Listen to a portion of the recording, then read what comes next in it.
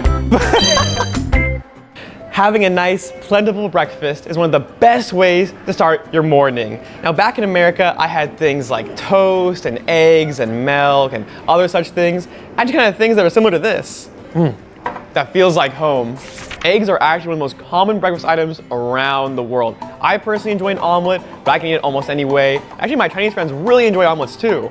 Just like how there are so many Chinese restaurants in America, there are a lot of Western restaurants here in China. But if you come here, you have to try some of the local breakfasts. Things like hula tang, or rice noodle rolls, or hot and dry noodles, they're all so worth it. I actually recently found something I used to love in America. Chinese people call it the tea egg. Now, as you can see, after I finish peeling, they crack it a little bit on purpose beforehand. This allows it so you get some of the nice soy sauce and the juices to come in there and flavor the egg. So it's not just like a normal hard-boiled egg that tastes, kind of bland. As always, it's so good. If you come to China, I highly recommend you've got to have tea eggs. And luckily, they're everywhere. On top of the omelet I just had, if I want something sweet, I might have a pie for breakfast. In America, it's gonna be something like an apple pie, or in the UK, I might actually have meat inside. And look here, I can get them even in China. Wow, look at this. They even have brunch in China. As you can see right in front of me, I have some common items you might see, like sandwiches and salads. It's actually really common here too. The typical breakfast pie will have a nice egg wash exterior and a nice good filling, usually like a fruit. But the bread that wraps things in China is so powerful. I mean, it can hold anything. With that being said, I'm so excited to see what it can hold. Let's go. In my hands right here, I have some juanbing. As you can see, they use a pastry kind of similar to a pie, but it's a lot more thin. But inside of it, it's so different. In China, they might have things like chicken fillet, fried lotus root, or something like barbecue, which all sounds so good. Now to give it a good try.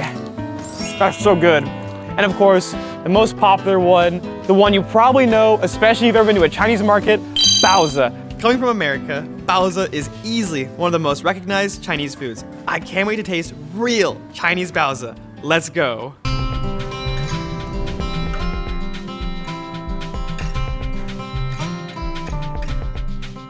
You can see it's a little bit different. It's not just meat baozi this time, but I also have things like a vegetable baozi. It's kind of similar to like the American pie or pastry, but instead of being sweet, it's much more savory. Now the north too, there's a little bit of differences. As you can see, sometimes you might dip your baozi or your breakfast in some chili oil or something like that. From the south, they'll probably just has it as is. That's really good by itself.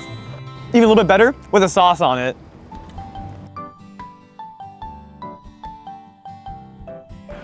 Man, after finishing all those pastries, my mouth is so dry. Kind of reminds me, if you're able to see the last episode where I tried those mooncakes, my mouth is like a desert. I needed something to drink. Now in America, for breakfast, usually they'll have something cold like milk or juice. Another common thing are smoothies. Chinese people, generally speaking, they're gonna have something that's really warm. Wait, so what do Chinese people drink in the morning if it's not cold? This is it, Chinese porridge. Generally speaking, Chinese people don't consume anything that's cold, so this will usually be really, really warm. And like the name, it's porridge made out of rice and water. I kind of resonate with this. When I was growing up, I'd eat really healthy. For Americans, that meant like oatmeal is kind of similar.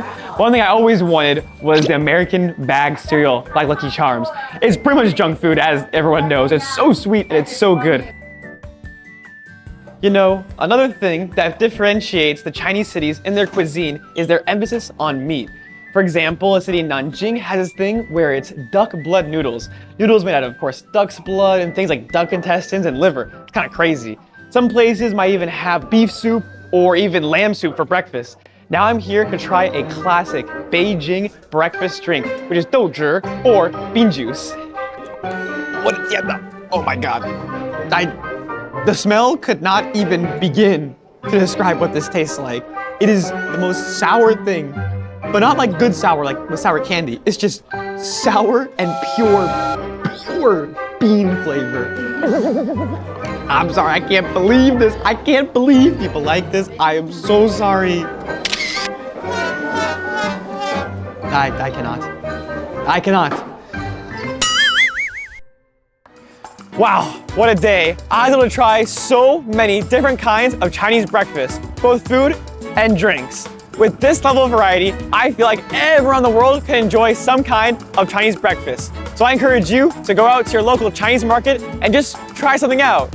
Now I wish everyone around the world a good breakfast, and thank you so much for watching. I'll see you in the next one.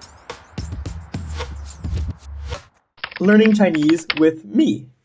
早餐 breakfast. 粥 porridge.